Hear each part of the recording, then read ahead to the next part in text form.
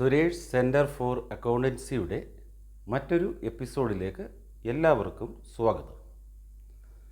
നമ്മൾ കഴിഞ്ഞ ദിവസം rules of debit and credit പഠിച്ചു. ഇനി അതിൻ്റെ ബാക്കി എടുക്കാൻ പോവുകയാണ്. ഒരിക്കൽ കൂടി ഓർമ്മിപ്പിക്കാം, 3 തരത്തിലുള്ള അക്കൗണ്ട്സാണ് ട്രഡീഷണലായിട്ട് ഉള്ളത്: personal account, real account, nominal account. എന്തായിരുന്നു പേഴ്സണൽ അക്കൗണ്ട്? വ്യക്തികളുടെയോ സ്ഥാപനങ്ങളുടെയോ പേരിലുള്ള അക്കൗണ്ട്. റിയൽ അക്കൗണ്ട് എന്ന് പറഞ്ഞാൽ എന്തായിരുന്നു? അസറ്റിൻ്റെ പേരിലുള്ള അക്കൗണ്ട്. എന്തായിരുന്നു നോമിനൽ അക്കൗണ്ട്? എക്സ്പെൻസസിൻ്റെയോ ഇൻകംസിൻ്റെയോ അല്ലെങ്കിൽ പ്രോഫിറ്റിൻ്റെയോ ലോസിൻ്റെയോ പേരിലുള്ള എല്ലാ അക്കൗണ്ടും നോമിനൽ അക്കൗണ്ട് ആയിരുന്നു. പേഴ്സണൽ അക്കൗണ്ടിൽ എഴുതുമ്പോൾ ആ പേഴ്സൺ അല്ലെങ്കിൽ ആ സ്ഥാപനം റിസീവർ ആണെങ്കിൽ, ഏതെങ്കിലും അസറ്റിൻ്റെ റിസീവർ ആണെങ്കിൽ ആ അക്കൗണ്ടിൻ്റെ ഡെബിറ്റിലാണ് എഴുതേണ്ടത്. അതല്ല, ഏതെങ്കിലും അസറ്റിൻ്റെ ഗിവർ ആണെങ്കിൽ ആ പേഴ്സണൽ അക്കൗണ്ടിൻ്റെ ക്രെഡിറ്റിലാണ് എഴുതേണ്ടത്. Debit the receiver, credit the giver. Real അക്കൗണ്ടിൽ എഴുതുമ്പോൾ റിയൽ അക്കൗണ്ടിൻ്റെ ആ റിയൽ ഐറ്റം അല്ലെങ്കിൽ ആ അസറ്റ് നമ്മുടെ ബിസിനസ്സിലേക്ക് വന്നതാണെങ്കിൽ ആ അസറ്റ് അക്കൗണ്ടിൻ്റെ ഡെബിറ്റിൽ എഴുതണം. അതല്ല, ആ അസറ്റ് നമ്മുടെ ബിസിനസ്സിൽ നിന്നും പോയതാണെങ്കിൽ ആ അക്കൗണ്ടിൻ്റെ ക്രെഡിറ്റിലാണ് എഴുതേണ്ടത്. Debit what comes in, credit what goes out. അതായിരുന്നു അതിൻ്റെ റൂൾ. നോമിനൽ അക്കൗണ്ടിൽ എങ്ങനെയായിരുന്നു എഴുതുന്നത്? നോമിനൽ അക്കൗണ്ടിൽ, അതായത് എക്സ്പെൻസിൻ്റെയോ ഇൻകംസിൻ്റെയോ അക്കൗണ്ടിൽ എഴുതുമ്പോൾ ആ നോമിനൽ ഐറ്റം നമ്മുടെ ബിസിനസ്സിനെ സംബന്ധിച്ച് ഒരു എക്സ്പെൻസ് ആണെങ്കിൽ ആ അക്കൗണ്ടിൻ്റെ ഡെബിറ്റിൽ എഴുതണം. അതല്ല, ഇൻകം ആണെങ്കിൽ ആ അക്കൗണ്ടിൻ്റെ ക്രെഡിറ്റിൽ എഴുതണം. ഇതായിരുന്നു നമ്മൾ കഴിഞ്ഞ എപ്പിസോഡിൽ പറഞ്ഞതിൻ്റെ ഒരു സമ്മറി. ഇന്ന് ഞാനൊരു മോഡേൺ ടെക്നിക്കിലുള്ള റൂൾസ് കൂടി പറയാൻ പോവുകയാണ്. രണ്ടും മനസ്സിലാക്കി വെച്ചുകൊള്ളൂ. അതിനുവേണ്ടിയാണ് ഇങ്ങനെ ഒരു ക്ലാസ് എടുക്കുന്നത്. മോഡേൺ ടെക്നിക്ക് അനുസരിച്ച് അസറ്റ് അതേപോലെ എക്സ്പെൻസസ് ഇവ രണ്ടും ഇൻക്രീസ് ചെയ്താൽ അത്തരം അക്കൗണ്ടിന് ഡെബിറ്റ് കൊടുക്കണം, അല്ലെങ്കിൽ ഡെബിറ്റിൽ എഴുതണം. നമ്മുടെ ബിസിനസ്സിലേക്ക് ക്യാഷ് വന്നു, അപ്പോൾ ക്യാഷ് ഉയർന്നു, ക്യാഷ് കൂടി, അസറ്റ് ഉയർന്നു. അതേപോലെ എക്സ്പെൻസ്, സാലറി കൊടുക്കുക, റെൻറ്റ് കൊടുക്കുക, ഇൻട്രസ്റ്റ് കൊടുക്കുക, കമ്മീഷൻ കൊടുക്കുക, അഡ്വർടൈസ്മെൻറ്റ് എക്സ്പെൻസ് കൊടുക്കുക, ഇങ്ങനെയൊക്കെ. അപ്പോൾ ഈ എക്സ്പെൻസസ് ഉയരുമ്പോൾ അത്തരം അക്കൗണ്ടിൻ്റെ ഡെബിറ്റിൽ വേണം എഴുതാൻ. അപ്പോൾ അതിൻ്റെ ഓപ്പോസിറ്റ് പറയാം. അസറ്റോ എക്സ്പെൻസോ ഡിക്രീസ് ചെയ്താൽ അത്തരം അക്കൗണ്ടിൻ്റെ ക്രെഡിറ്റിൽ വേണം എഴുതാൻ. അസറ്റ് കുറഞ്ഞു, മെഷീനറി വിറ്റു, അല്ലെങ്കിൽ ക്യാഷ് പോയി, അല്ലെങ്കിൽ ഫർണിച്ചർ വിറ്റു എന്നൊക്കെ പറയുമ്പോൾ അസറ്റ് കുറയും. അതേപോലെ ലോസ് കുറഞ്ഞാലും അത്തരം അക്കൗണ്ടിൻ്റെ ക്രെഡിറ്റിൽ വേണം എഴുതാൻ. ഇനി അടുത്ത റൂൾ കൂടി ഒന്ന് പറഞ്ഞേക്കാം. ക്യാപിറ്റൽ അതേപോലെ ലയബിലിറ്റി, ഇൻകംസ് ഈ അക്കൗണ്ടിൽ എഴുതുമ്പോൾ ഇവ ഉയർന്നാൽ അത് ക്രെഡിറ്റിൽ വേണം എഴുതാൻ. അതേപോലെ ഇവ ഡിക്രീസ് ചെയ്താൽ അവയുടെ ഡെബിറ്റിൽ വേണം എഴുതാൻ.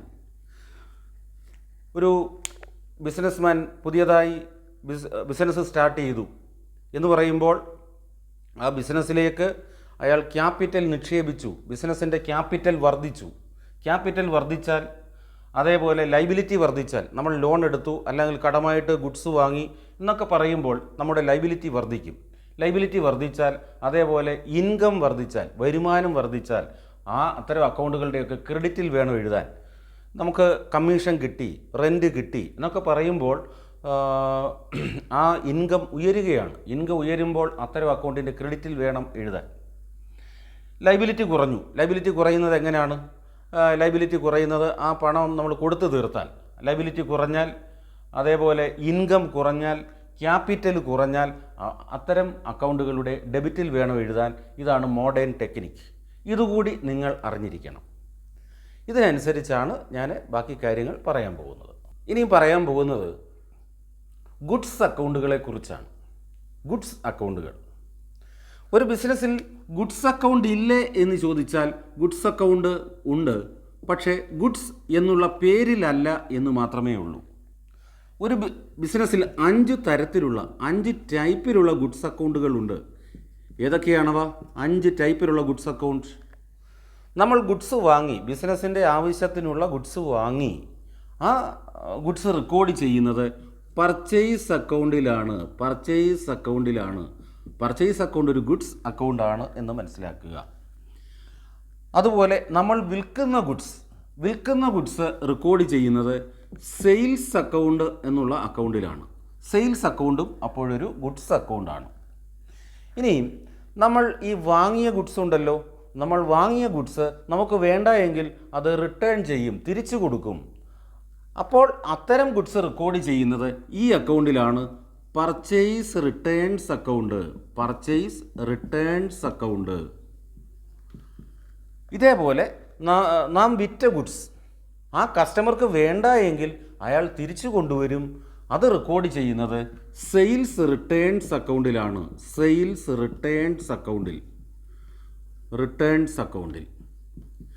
നമ്മുടെ ബിസിനസ്സിൽ വിൽക്കാതെ ഇരിക്കുന്ന ഗുഡ്സ് ഉണ്ടല്ലോ, വിൽക്കാതെ ഇരിക്കുന്ന ഐറ്റം, അത് റെക്കോർഡ് ചെയ്യുന്നത് സ്റ്റോക്ക് അക്കൗണ്ട്.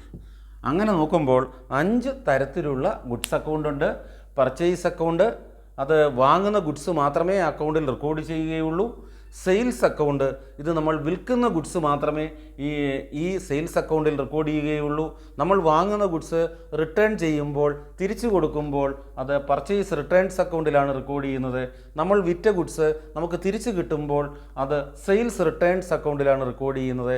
ഒരു വർഷത്തിൻ്റെ ഒടുവിൽ നമ്മൾ വിൽക്കാതെ ഇരിക്കുന്ന ഗുഡ്സ് എത്രയുണ്ടോ അതെല്ലാം കൂടി റെക്കോർഡ് ചെയ്യുന്നത് സ്റ്റോക്ക് അക്കൗണ്ടിലുമാണ്. ഇങ്ങനെ 5 തരത്തിലുള്ള ഗുഡ്സ് അക്കൗണ്ട് ഉണ്ട് എന്നും മനസ്സിലാക്കുക. ഇനി പറയാൻ പോകുന്നത് ഓണേഴ്സ് അക്കൗണ്ടിനെ കുറിച്ചാണ്. ഓണർക്ക് വേണ്ടി ബിസിനസ്സിൽ 2 അക്കൗണ്ടുകൾ കീപ്പ് ചെയ്യുന്നുണ്ട്. ഒന്നിൻ്റെ പേര് ക്യാപിറ്റൽ അക്കൗണ്ട് എന്നും രണ്ടാമത്തെ അക്കൗണ്ടിൻ്റെ പേര് ഡ്രോയിങ്സ് അക്കൗണ്ട് എന്നുമാണ്.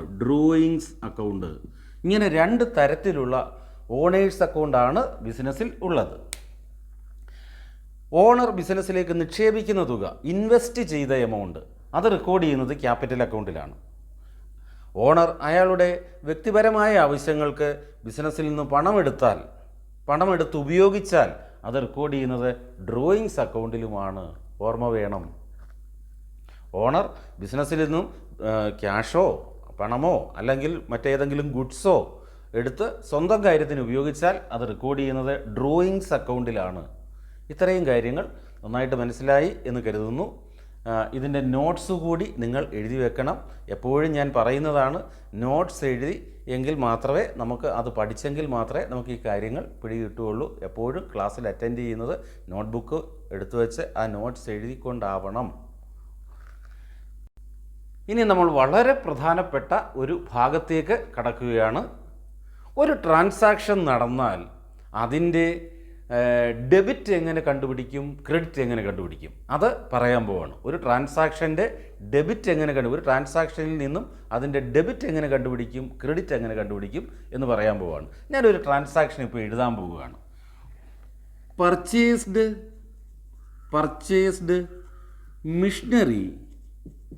Missionary for ₹10,000. ഒരു ട്രാൻസാക്ഷനാണ്. Purchased machinery for ₹10,000. ഇത്തരം ട്രാൻസാക്ഷൻസ് വരുമ്പോൾ നിങ്ങൾ എപ്പോഴും നോക്കേണ്ടത് എന്താണെന്നറിയാവോ? ഇതൊരു ക്യാഷ് ട്രാൻസാക്ഷൻ ആണോ അതോ ക്രെഡിറ്റ് ട്രാൻസാക്ഷൻ ആണോ? അതെപ്പോഴും നോക്കിയിട്ടേ റെക്കോർഡ് ചെയ്യാവൂ. കാരണം ക്യാഷ് ട്രാൻസാക്ഷനും ക്രെഡിറ്റ് ട്രാൻസാക്ഷനും റെക്കോർഡ് ചെയ്യുന്നത് 2 തരത്തിലാണ്. ക്യാഷിനാണ് നമ്മൾ ഈ മെഷീൻ വാങ്ങിയതെങ്കിൽ അത് ക്യാഷ് ട്രാൻസാക്ഷൻ, അതല്ല കടമായിട്ടാണ് ഈ മെഷീനറി വാങ്ങിയതെങ്കിൽ ഇത് ക്രെഡിറ്റ് ട്രാൻസാക്ഷൻ. ഇത് ഈ മെഷീന് അല്ലെങ്കിൽ ഏതെങ്കിലും അസറ്റ് അല്ലെങ്കിൽ ഗുഡ്സ് വാങ്ങിയത് ഏതെങ്കിലും ഒരു വ്യക്തിയിൽ നിന്നാണ് അല്ലെങ്കിൽ ഒരു സ്ഥാപനത്തിൽ നിന്നാണ് എന്ന് പറഞ്ഞാൽ അത് ക്രെഡിറ്റ് ട്രാൻസാക്ഷനാണ്. ഓർമ്മയിൽ വേണം. മിഷനറി വാങ്ങി തീർച്ചയായിട്ടും നമ്മളത് മിഷനറി അക്കൗണ്ടിൽ എഴുതേണ്ടി വരും. എഴുതേണ്ട അക്കൗണ്ടുകളുടെ പേരാണ് ആദ്യം നമ്മൾ മനസ്സിലാക്കേണ്ടത്. മിഷനറി വാങ്ങിയാൽ മിഷനറി അക്കൗണ്ടിൽ എഴുതണം. ഇത് ക്യാഷിനാണ് വാങ്ങിയത് എന്ന് നോക്കുക. ക്യാഷിനാണ് വാങ്ങിയതെങ്കിൽ ക്യാഷ് അക്കൗണ്ടിലും എഴുതണം.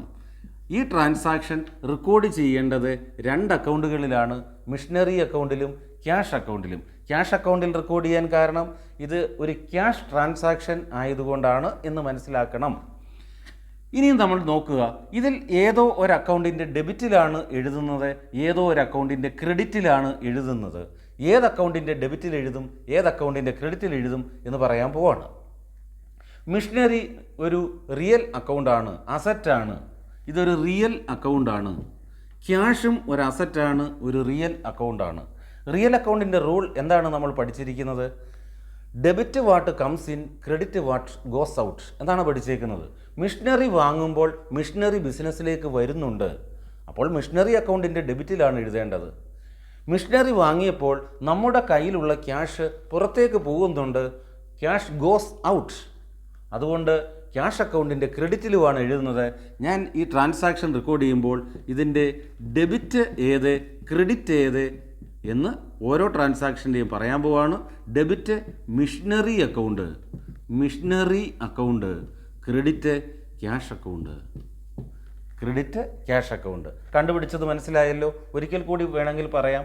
പർച്ചേസ്ഡ് മിഷനറി, ഇത് ആദ്യം നാം നോക്കേണ്ടത് ഒരു ക്യാഷ് ട്രാൻസാക്ഷൻ ആണോ, ക്രെഡിറ്റ് ട്രാൻസാക്ഷൻ ആണോ, പണം കൊടുത്ത് വാങ്ങിയതാണോ ഈ മെഷീൻ, അതോ കടമായിട്ടാണോ വാങ്ങിയത്.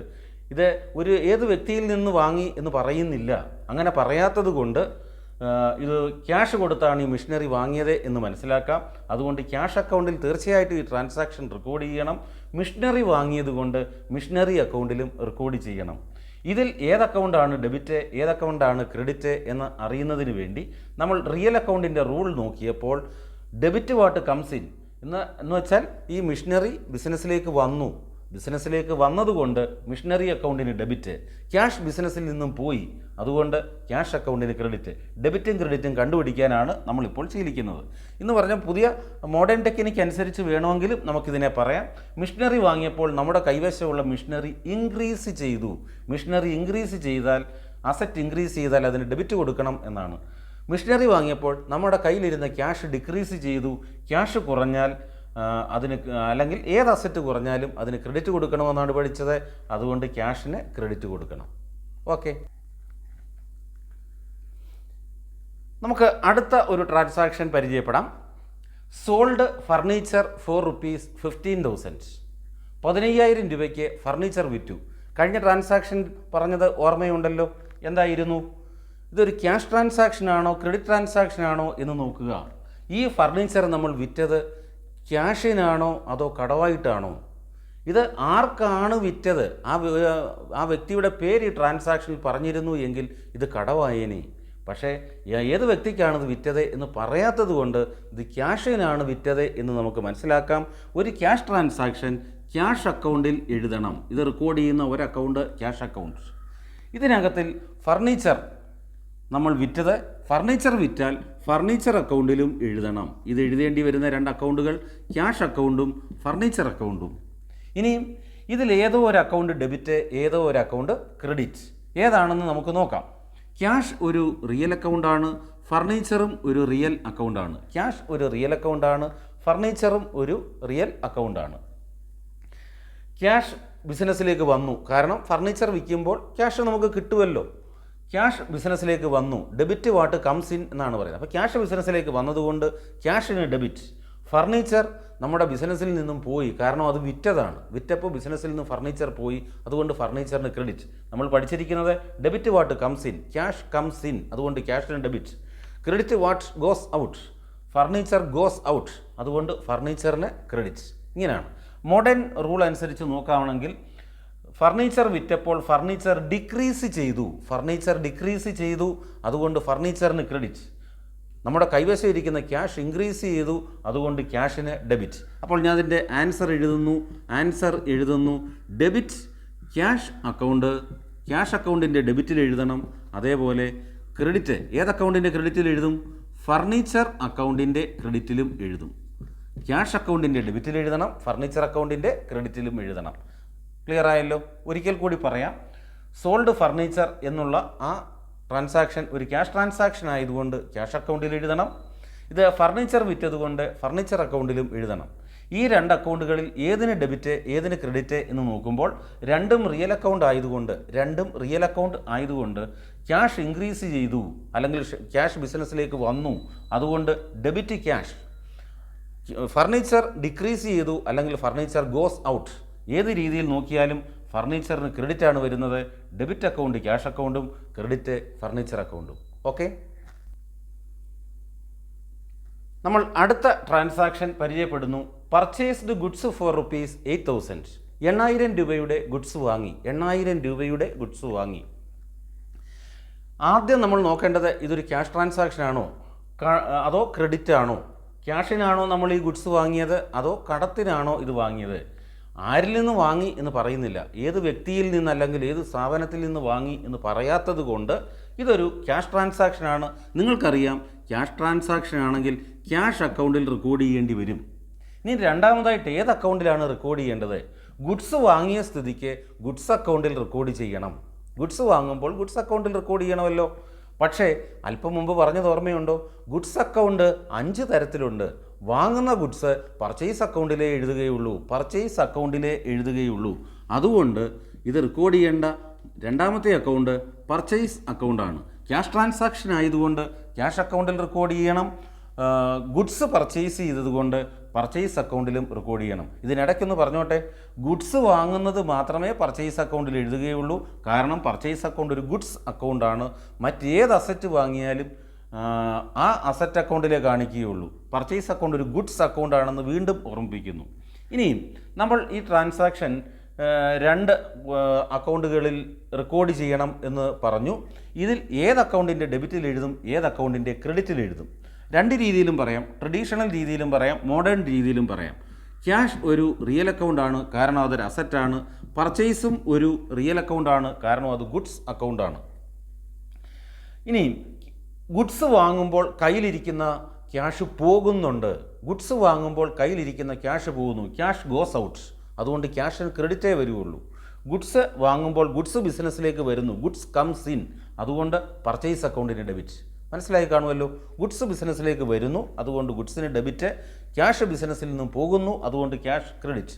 മോഡേൺ രീതിയിൽ നോക്കിയാൽ ഗുഡ്സ് ഉയർന്നു, ബിസിനസ്സിൽ നമ്മുടെ കയ്യിലിരുന്ന ഗുഡ്സ് കൂടി വർദ്ധിച്ചു, അതുകൊണ്ട് പർച്ചേസിന് ഡെബിറ്റ്. ഇനിയും നമ്മുടെ കയ്യിലിരുന്ന ക്യാഷ് കുറഞ്ഞു, ഗുഡ്സ് വാങ്ങുമ്പോൾ കയ്യിലിരിക്കുന്ന ക്യാഷ് കുറയും, അതുകൊണ്ട് ക്യാഷിന് ക്രെഡിറ്റ്. അപ്പോൾ ഇതിൻ്റെ ആൻസർ എഴുതുകയാണ്. Answer debit purchase account. Credit ഏതാണ്? Cash account. ആവർത്തിക്കേണ്ടല്ലോ. ഗുഡ്സ് വാങ്ങിയപ്പോൾ പർച്ചേസ് അക്കൗണ്ടിലാണ് റെക്കോർഡ് ചെയ്യേണ്ടത്. ഗുഡ്സ് ഇൻക്രീസ് ചെയ്തു അല്ലെങ്കിൽ ഗുഡ്സ് ബിസിനസ്സിലേക്ക് വന്നു, അതുകൊണ്ട് ഗുഡ്സിന് അല്ലെങ്കിൽ പർച്ചേസ് അക്കൗണ്ടിന് ഡെബിറ്റ്. നമ്മുടെ കയ്യിലിരുന്ന ക്യാഷ് കുറഞ്ഞു അല്ലെങ്കിൽ ക്യാഷ് ബിസിനസ്സിൽ നിന്ന് പോയി, അതുകൊണ്ട് ക്യാഷിന് ക്രെഡിറ്റ്. ഓക്കെ, നമുക്ക് മറ്റൊരു ട്രാൻസാക്ഷൻ പരിചയപ്പെടാം. Sold goods for ₹12,000. 12,000 രൂപയ്ക്ക് ഗുഡ്സ് വിറ്റു. മറ്റ് ട്രാൻസാക്ഷൻ്റെ കാര്യങ്ങൾ ഓർമ്മയുണ്ടല്ലോ. എന്തായിരുന്നു പറഞ്ഞത് ഇതായിരുന്നു. ഇതൊരു ക്യാഷ് ട്രാൻസാക്ഷൻ ആണോ ക്രെഡിറ്റ് ട്രാൻസാക്ഷൻ ആണോ എന്ന് നോക്കുക. അതായത് ക്യാഷിനാണോ ഇത് വിറ്റത്, കടമായിട്ടാണോ, ആർക്ക് വിറ്റു എന്ന് ഈ ചോദ്യത്തിൽ പറയുന്നില്ല. അതുകൊണ്ട് ഇത് ക്യാഷിന് തന്നെയാണ് ഈ ഗുഡ്സ് വിറ്റത് എന്ന് മനസ്സിലാക്കാം. ക്യാഷിന് വിറ്റതുകൊണ്ട് ഇത് ക്യാഷ് ട്രാൻസാക്ഷനാണ്. ക്യാഷ് അക്കൗണ്ടിൽ ഇത് റെക്കോർഡ് ചെയ്യേണ്ടതായിട്ട് വരും. ഇനിയും രണ്ടാമത് ഏത് അക്കൗണ്ടിലാണ് ഇത് റെക്കോർഡ് ചെയ്യുന്നത്? ഇത് റെക്കോർഡ് ചെയ്യുന്നത് ഗുഡ്സ് വിറ്റു. അപ്പോൾ ഗുഡ്സ് അക്കൗണ്ടായ സെയിൽസ് അക്കൗണ്ടിൽ കൂടി എഴുതണം. കാരണം വിൽക്കുന്ന ഗുഡ്സ് റെക്കോർഡ് ചെയ്യുന്നത് സെയിൽസ് അക്കൗണ്ടിലാണ്. 2 അക്കൗണ്ട് ഏതൊക്കെയാണെന്ന് നമുക്ക് മനസ്സിലായി. ക്യാഷ് അക്കൗണ്ടും സെയിൽസ് അക്കൗണ്ടും. ഇതിൽ ക്യാഷ് ഒരു റിയൽ അക്കൗണ്ടാണ്, സെയിൽസ് എന്നുള്ള ഗുഡ്സ് അക്കൗണ്ടും റിയൽ അക്കൗണ്ടാണ്. അതുകൊണ്ട് നമുക്ക് റിയൽ അക്കൗണ്ടിൻ്റെ റൂൾ നോക്കാം. എന്തായിരുന്നു റിയൽ അക്കൗണ്ടിൻ്റെ rule? Debit what comes in, credit what goes out. Goods വിൽക്കുമ്പോൾ ഗുഡ്സ് ബിസിനസ്സിൽ നിന്നും പോയി, അതായത് സെയിൽസ് അക്കൗണ്ടിന് ക്രെഡിറ്റ് കൊടുക്കണം. ഗുഡ്സ് വിൽക്കുമ്പോൾ വെളിയിലുള്ള ക്യാഷ് നമ്മുടെ ബിസിനസ്സിലേക്ക് വരുന്നു, ക്യാഷ് കംസ് ഇൻ, അതുകൊണ്ട് ക്യാഷിന് ഡെബിറ്റ്. ക്യാഷ് കംസ് ഇൻ, അതുകൊണ്ട് ക്യാഷിന് ഡെബിറ്റ്. ഗുഡ്സ് ഗോസ് ഔട്ട്, അതുകൊണ്ട് സെയിൽസിന് ക്രെഡിറ്റ്. മറ്റൊരു രീതിയിൽ പറഞ്ഞാൽ, മോഡേൺ രീതിയിൽ പറഞ്ഞാൽ, നമ്മുടെ ബിസിനസ്സിലുള്ള ക്യാഷ് വർദ്ധിച്ചു, ഇൻക്രീസ് ചെയ്തു, അതുകൊണ്ട് ക്യാഷിന് ഡെബിറ്റ്. ഗുഡ്സ് കുറഞ്ഞു, അതുകൊണ്ട് സെയിൽസിന് ക്രെഡിറ്റ്. ഞാനപ്പോൾ ആൻസർ എഴുതുന്നു. ഡെബിറ്റ് ഏത്? ക്രെഡിറ്റ് ചെയ്ത് എന്ന് എഴുതുന്നു. ഡെബിറ്റ് ക്യാഷ് അക്കൗണ്ട്, അതായത് ക്യാഷ് അക്കൗണ്ടിൻ്റെ ഡെബിറ്റിൽ എഴുതണം, സെയിൽസ് അക്കൗണ്ടിൻ്റെ ക്രെഡിറ്റിലും എഴുതണം. ക്ലിയർ ആയി കാണുമല്ലോ? ക്ലിയർ ആയി. അടുത്ത ട്രാൻസാക്ഷൻ നോക്കുള്ളൂ. Purchased goods from Anjali stores. Purchased goods from Anjali stores. Anjali സ്റ്റോഴ്സിൽ നിന്നും ഗുഡ്സ് വാങ്ങി. മുമ്പ് പർച്ചേസ് പറഞ്ഞതും ഇതും തമ്മിലുള്ള വ്യത്യാസം എന്താണ്? അഞ്ജലി സ്റ്റോഴ്സിൽ നിന്നുമാണ് ഈ ഗുഡ്സ് വാങ്ങിയത് എന്ന് എടുത്തു പറയാൻ കാരണം ഇത് കടമായിട്ട് വാങ്ങിയത് കൊണ്ടാണ്. ഇതൊരു ക്രെഡിറ്റ് ട്രാൻസാക്ഷനാണ്. ക്രെഡിറ്റ് ട്രാൻസാക്ഷൻ ആകുമ്പോൾ ഏത് വ്യക്തിയിൽ നിന്നാണോ വാങ്ങിയത് ആ വ്യക്തിയുടെ അക്കൗണ്ടിൽ നമ്മൾ എഴുതേണ്ടി വരും. അഞ്ജലി സ്റ്റോഴ്സ് അക്കൗണ്ടിൽ റെക്കോർഡ് ചെയ്യേണ്ടി വരും. അഞ്ജലി സ്റ്റോഴ്സ് അക്കൗണ്ടിൽ റെക്കോർഡ് ചെയ്യണം. കാരണം ഇത് കടമായിട്ടാണ് വാങ്ങിയത്. അഞ്ജലി സ്റ്റോഴ്സ് അക്കൗണ്ടിൽ റെക്കോർഡ് ചെയ്യണം. ഗുഡ്സ് വാങ്ങിയത് കൊണ്ട് ഗുഡ്സ് അക്കൗണ്ടിൽ എഴുതണം. ഗുഡ്സ് അക്കൗണ്ട് എന്ന് പറഞ്ഞാൽ വാങ്ങുന്ന ഗുഡ്സ് ഏതിലാണ് റെക്കോർഡ് ചെയ്യുന്നത്? പർച്ചേസ് അക്കൗണ്ടിലാണ് റെക്കോർഡ് ചെയ്യുന്നത്. അപ്പോൾ റെക്കോർഡ് ചെയ്യുന്ന രണ്ട് അക്കൗണ്ടുകൾ അഞ്ജലി സ്റ്റോഴ്സ് അക്കൗണ്ടും പർച്ചേസ് അക്കൗണ്ടും. നമുക്കിതിൻ്റെ നേച്ചർ ഒന്ന് നോക്കാം. അഞ്ജലി സ്റ്റോഴ്സ് അക്കൗണ്ട് എന്നുള്ളത് ഒരു പേഴ്സണൽ അക്കൗണ്ടാണ്. പർച്ചേസ് എന്നുള്ളത് ഗുഡ്സ് അക്കൗണ്ടാണ്, റിയൽ അക്കൗണ്ടാണ്. മറ്റ് ട്രാൻസാക്ഷനെ പോലെയല്ല. ഇവിടെ രണ്ട് ട്രാൻസാക്ഷൻ്റെ റൂൾ നോക്കണം. അഞ്ജലി സ്റ്റോഴ്സ് ഒരു പേഴ്സണൽ അക്കൗണ്ടാണ്. ഈ അഞ്ജലി സ്റ്റോഴ്സ് ഈ ഗുഡ്സ് കൊടുത്ത ആളാണോ അതോ അവർക്ക് കിട്ടിയോ എന്ന് നോക്കിയാൽ അഞ്ജലി സ്റ്റോർ ഈ ഗുഡ്സിൻ്റെ ഗിവർ ആണ് എന്ന് മനസ്സിലാക്കാം. അഞ്ജലി സ്റ്റോഴ്സ് ഈ ഗുഡ്സിൻ്റെ ഗിവർ ആണ്. അവരാണ് ഈ ഗുഡ്സ് നമുക്ക് തന്നത്. അതുകൊണ്ട് അഞ്ജലി സ്റ്റോഴ്സിന് ക്രെഡിറ്റ് വരും. പർച്ചേസ് എന്നുള്ള ഗുഡ്സ് അത് നമ്മുടെ ബിസിനസ്സിലേക്ക് ഗുഡ്സ് വരികയാണ്. അതുകൊണ്ട് പർച്ചേസിന് ഡെബിറ്റ്. ഗുഡ്സ് നമ്മുടെ ബിസിനസ്സിലേക്ക് വരുന്നു. അതുകൊണ്ട് പർച്ചേസിന് ഡെബിറ്റ്. ഈ ഗുഡ്സിൻ്റെ ഗിവർ അഞ്ജലി സ്റ്റോഴ്സ് ആണ്. ഗിവർക്ക് ക്രെഡിറ്റ് കൊടുക്കണം, അഞ്ജലി സ്റ്റോഴ്സിന് ക്രെഡിറ്റ് കൊടുക്കണം. മോഡേൺ രീതിയിൽ പറഞ്ഞാൽ ഗുഡ്സ് വർദ്ധിച്ചപ്പോൾ പർച്ചേസ് അക്കൗണ്ടിന് ഡെബിറ്റ് കൊടുക്കണം. ഇത് കടമായിട്ട് വാങ്ങിയത് കൊണ്ട് നമുക്കൊരു ബാധ്യതയുണ്ടായി, ലൈബിലിറ്റി ഉണ്ടായി. ആരോട് ബാധ്യതയുണ്ടായി? അഞ്ജലി സ്റ്റോറിനോട് ബാധ്യതയുണ്ടായി. ലൈബിലിറ്റി കൂടിയാൽ ലൈബിലിറ്റിക്ക് ക്രെഡിറ്റ് കൊടുക്കണം എന്നാണ് പറഞ്ഞത്. രണ്ട് രീതിയിൽ നോക്കിയാലും നമുക്ക് ആൻസർ കിട്ടും. അപ്പോൾ ഏതൊക്കെയാണ് ഡെബിറ്റ് അക്കൗണ്ട് എന്ന് പറയുന്നത്? Purchase account. കാരണം എന്ത്? ഗുഡ്സ് വർദ്ധിച്ചു അല്ലെങ്കിൽ ഗുഡ്സ് വന്നു. ഇനിയും ക്രെഡിറ്റ് അക്കൗണ്ട് ഏത്? Anjali stores account. Anjali stores അക്കൗണ്ടിന് ക്രെഡിറ്റ് കൊടുക്കാൻ കാരണം അഞ്ജലി സ്റ്റോറാണ് ഈ ഗുഡ്സിൻ്റെ ഗിവർക്ക് ക്രെഡിറ്റ് കൊടുക്കണം. അല്ലെങ്കിൽ നമ്മുടെ ലൈബിലിറ്റി കൂടി, അഞ്ജലി സ്റ്റോറിനോടുള്ള ലൈബിലിറ്റി കൂടി. അതുകൊണ്ടാണ് അഞ്ജലി സ്റ്റോറിന് ക്രെഡിറ്റ് കൊടുത്തത്. ഓക്കെ. അടുത്ത ട്രാൻസാക്ഷൻ ഒന്ന് നോക്കൂ. Sold goods to mister Mohan for ₹8,000. മോഹന് 8,000 രൂപയുടെ ഗുഡ്സ് വിറ്റു.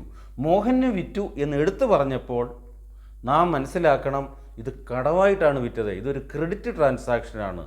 ക്രെഡിറ്റ് ട്രാൻസാക്ഷൻ മോഹന് വിറ്റു, കടമായിട്ട് വിറ്റത് കൊണ്ട് അത് മോഹൻസ് അക്കൗണ്ടിൽ എഴുതണം. നമ്മൾ എഴുതേണ്ട ഒരു അക്കൗണ്ട് മോഹൻസ് അക്കൗണ്ട്. ഗുഡ്സ് വിറ്റത് കൊണ്ട് സെയിൽസ് അക്കൗണ്ടിലും എഴുതണം. അപ്പോൾ എഴുതേണ്ട രണ്ട് അക്കൗണ്ടുകൾ ഏതൊക്കെയാണ്? കുഞ്ഞുങ്ങളെ ശ്രദ്ധിക്കൂ. ഏതൊക്കെയാണ് രണ്ട് അക്കൗണ്ടുകൾ? മോഹൻസ് അക്കൗണ്ടിലും എഴുതണം, സെയിൽസ് അക്കൗണ്ടിലും എഴുതണം.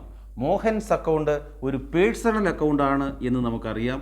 സെയിൽസ് എന്നുള്ള ഗുഡ്സ് അക്കൗണ്ട് ഒരു റിയൽ അക്കൗണ്ടാണ് എന്നും നമുക്കറിയാം. മോഹനാണ് നമ്മൾ വിറ്റത്. മോഹനൻ റിസീവറാണ്, ആ ഗുഡ്സിൻ്റെ റിസീവറാണ്, ഗുഡ്സ് കിട്ടിയ ആളാണ്. അതുകൊണ്ട് മോഹനായിരിക്കണം, മോഹൻസ് അക്കൗണ്ടിൻ്റെ ഡെബിറ്റിൽ വേണം എഴുതാൻ. നമ്മൾ ഗുഡ്സ് വിറ്റപ്പോൾ നമ്മുടെ കയ്യിലിരുന്ന ഗുഡ്സ് പോയി, അല്ലെങ്കിൽ നമ്മുടെ കയ്യിലിരുന്ന ഗുഡ്സ് കുറഞ്ഞു, ഗുഡ്സ് ഗോസ് ഔട്ട്. അതുകൊണ്ട് സെയിൽസിന് ക്രെഡിറ്റ് കൊടുക്കണം. അപ്പോൾ ഡെബിറ്റ് ഏതൊക്കെ? ഡെബിറ്റ് അക്കൗണ്ട് ഏത്? ക്രെഡിറ്റ് അക്കൗണ്ട് ഏത്? ഡെബിറ്റ് അക്കൗണ്ട് എന്ന് പറയുന്നത് മോഹൻസ് അക്കൗണ്ടാണ്. ഞാൻ ആൻസർ എഴുതുന്നു. മോഹൻസ് അക്കൗണ്ടിൻ്റെ ഡെബിറ്റിൽ എഴുതണം. കാരണം മോഹൻ റിസീവറാണ്, അല്ലെങ്കിൽ നമുക്ക് തരാനുള്ള ഡെറ്ററാണ്, അസറ്റാണ്. സെയിൽസ് എന്ന് പറയുന്നത് ഗുഡ്സ് ഗോസ് ഔട്ട്. അതുകൊണ്ട് സെയിൽസ് അക്കൗണ്ടിന് ക്രെഡിറ്റ്. അടുത്ത ട്രാൻസാക്ഷൻ ശ്രദ്ധിക്കൂ. Cash paid to Naresh ₹5,000. Cash paid to Naresh ₹5,000. നരേഷിന് 5,000 രൂപ കൊടുത്തു. നരേഷിന് 5,000 രൂപ കൊടുത്തപ്പോൾ ഇതൊരു ക്യാഷ് ട്രാൻസാക്ഷനാണ്. കാരണം നമ്മുടെ കയ്യിലിരിക്കുന്ന ക്യാഷ് പോയല്ലോ, നമ്മുടെ കയ്യിലിരിക്കുന്ന ക്യാഷ് പോയിട്ടുണ്ട്. ക്യാഷ് ട്രാൻസാക്ഷനാണ്. അതുകൊണ്ട് ക്യാഷ് അക്കൗണ്ടിൽ റെക്കോർഡ് ചെയ്യണം. ഈ ക്യാഷ് കിട്ടിയത് ആർക്കാണ്? നരേഷിനാണ്. നരേഷിന് നമ്മൾ ക്യാഷ് കൊടുത്തപ്പോൾ നരേഷ് അക്കൗണ്ടിലും ഇത് റെക്കോർഡ് ചെയ്യണം. ഇത് റെക്കോർഡ് ചെയ്യേണ്ട രണ്ട് അക്കൗണ്ടുകൾ ക്യാഷ് അക്കൗണ്ടും നരേഷ് അക്കൗണ്ടും. ക്യാഷ് ഒരു റിയൽ അക്കൗണ്ടാണ്, നരേഷ് ഒരു പേഴ്സണൽ അക്കൗണ്ടുമാണ്. രണ്ട് അക്കൗണ്ടിൻ്റെയും റൂൾ നാം മനസ്സിലാക്കണം. എന്താണ്? ക്യാഷ് അക്കൗണ്ട് ഒരു റിയൽ അക്കൗണ്ടാണ്. നമ്മൾ നരേഷിന് ക്യാഷ് കൊടുത്തപ്പോൾ ക്യാഷ് ഗോസ് ഔട്ട്. മറ്റൊരു രീതിയിൽ പറഞ്ഞാൽ നമ്മുടെ കയ്യിലിരുന്ന ക്യാഷ് കുറഞ്ഞു. നമ്മുടെ കയ്യിലിരുന്ന ക്യാഷ് കുറഞ്ഞു, അല്ലെങ്കിൽ ക്യാഷ് വെളിയിലേക്ക് പോയി. ഏത് രീതിയിൽ നോക്കിയാലും ക്യാഷിന് ക്രെഡിറ്റേ വരികയുള്ളൂ. ഈ ക്യാഷിൻ്റെ റിസീവർ, ഈ ക്യാഷ് കിട്ടിയ ആൾ നരേഷാണ്. അതുകൊണ്ട് നരേഷിൻ്റെ അക്കൗണ്ടിൻ്റെ ഡെബിറ്റിൽ എഴുതണം. ഞാൻ ആൻസർ എഴുതുന്നു കുഞ്ഞുങ്ങളെ. ഡെബിറ്റ് നരേഷ്, കാരണം നരേഷ് ഈ ക്യാഷിൻ്റെ റിസീവറാണ്. നരേഷ് അക്കൗണ്ടിന് ഡെബിറ്റ്. ക്രെഡിറ്റ് ഏതിന് കൊടുക്കും? ക്രെഡിറ്റ് ഏതിന് കൊടുക്കും? ക്യാഷ് അക്കൗണ്ടിന് കൊടുക്കണം, കാരണം ക്യാഷ് ഗോസ് ഔട്ട്. ക്ലിയർ ആയല്ലോ? അടുത്ത ഒരു ട്രാൻസാക്ഷൻ നിങ്ങളെ പഠിപ്പിക്കുകയാണ്. Cash received from John ₹10,000. Cash received from John ₹10,000. ആദ്യം നാം എന്താ നോക്കണ്ടേ? ഇത് ഒരു ക്യാഷ് ട്രാൻസാക്ഷൻ ആണോ? ഉറപ്പ് ഇത് ക്യാഷ് ട്രാൻസാക്ഷൻ ആണ്. കാരണം ഈ ട്രാൻസാക്ഷൻ നടന്നപ്പോൾ നമുക്ക് ക്യാഷ് കിട്ടിയിട്ടുണ്ട്. നമുക്ക് ക്യാഷ് കിട്ടുകയോ കൊടുക്കുകയോ ചെയ്യുന്ന ഏത് ട്രാൻസാക്ഷനും ക്യാഷ് ട്രാൻസാക്ഷൻ ആണെന്ന് നിങ്ങൾക്കറിയാം. ക്യാഷ് ട്രാൻസാക്ഷൻ ആയതുകൊണ്ട് ക്യാഷ് അക്കൗണ്ടിൽ റെക്കോർഡ് ചെയ്യണം. അതേപോലെ ഇത് ജോണിൽ നിന്നുമാണ് നമുക്ക് ഈ ക്യാഷ് കിട്ടിയത്. ജോണിൽ നിന്നും ക്യാഷ് കിട്ടുമ്പോൾ ജോൺസ് അക്കൗണ്ടിലും റെക്കോർഡ് ചെയ്യണം. റെക്കോർഡ് ചെയ്യേണ്ട രണ്ട് അക്കൗണ്ടുകൾ ക്യാഷ് അക്കൗണ്ടും ജോൺസ് അക്കൗണ്ടും. ക്യാഷ് ഒരു റിയൽ അക്കൗണ്ടാണ്, ജോൺ ഒരു പേഴ്സണൽ അക്കൗണ്ടാണ്. ജോണിൽ നിന്നും നമുക്ക് ക്യാഷ് കിട്ടി. ക്യാഷ് കംസ് ഇൻ, ക്യാഷ് ബിസിനസ്സിലേക്ക് വന്നു. അതുകൊണ്ട് ക്യാഷിന് ഡെബിറ്റ്. ഈ ക്യാഷിൻ്റെ ഗിവർ ആണ് ജോൺ. ജോണിനപ്പോൾ ക്രെഡിറ്റ് കൊടുക്കണം. ക്യാഷ് ബിസിനസ്സിലേക്ക് വന്നതുകൊണ്ട്, അല്ലെങ്കിൽ നമ്മുടെ കയ്യിലിരുന്ന ക്യാഷ് ഇൻക്രീസ് ചെയ്തതുകൊണ്ട് ക്യാഷിന് ഡെബിറ്റ്. ജോൺ ഈ ക്യാഷിൻ്റെ ഗിവർ ആയതുകൊണ്ട് ജോണിന് ക്രെഡിറ്റ്. ഞാൻ ആൻസർ എഴുതുന്നു മക്കളെ. ഡെബിറ്റ് ക്യാഷ് അക്കൗണ്ട്, ക്രെഡിറ്റ് ആയതാണ്? Credit John's account.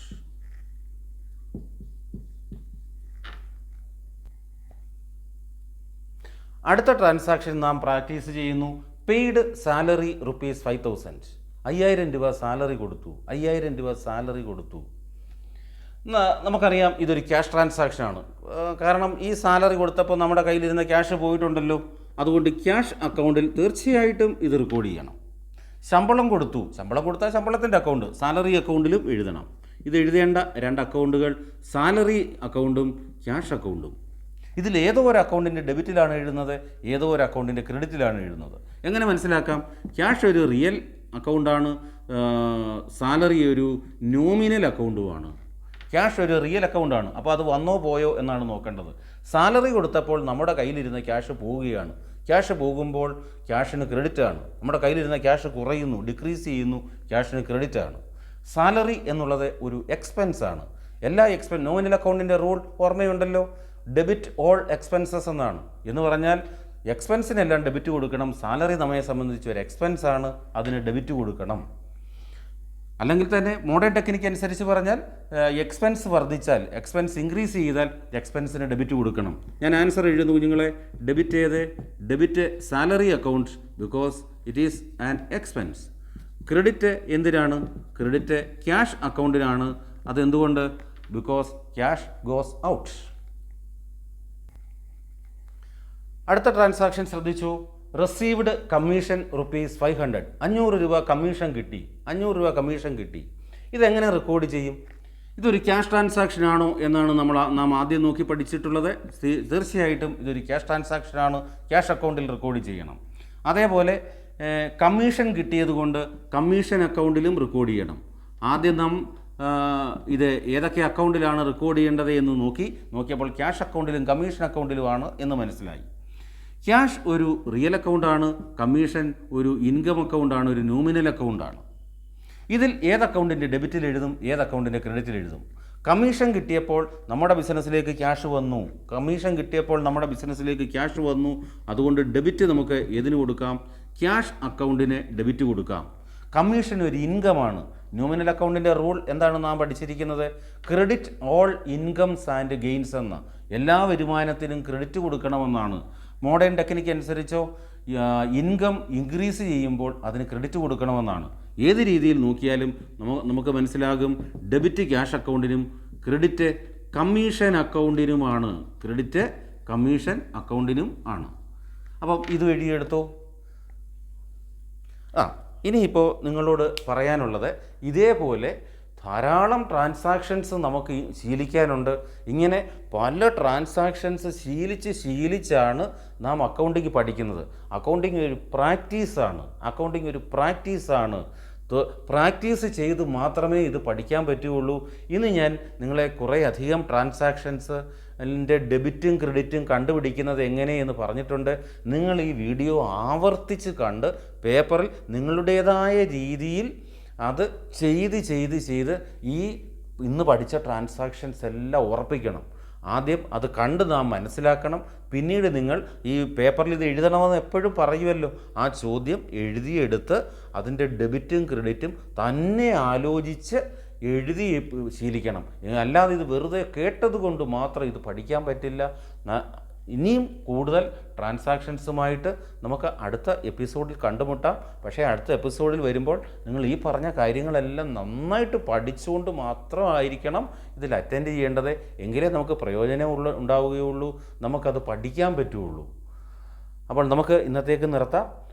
ഈ ചാനൽ സബ്സ്ക്രൈബ് ചെയ്തിട്ടില്ലാത്ത കൂട്ടുകാർ അത് സബ്സ്ക്രൈബ് ചെയ്യണം. കൂടുതൽ കൂട്ടുകാരോട് നമ്മൾ ഈ പഠിച്ച രീതിയെക്കുറിച്ച് പറഞ്ഞ് അവർക്ക് കൂടി ഈ ചാനൽ പരിചയപ്പെടുത്തുക. നമുക്ക് ഇന്നത്തേക്ക് പിരിയാം. ബൈ.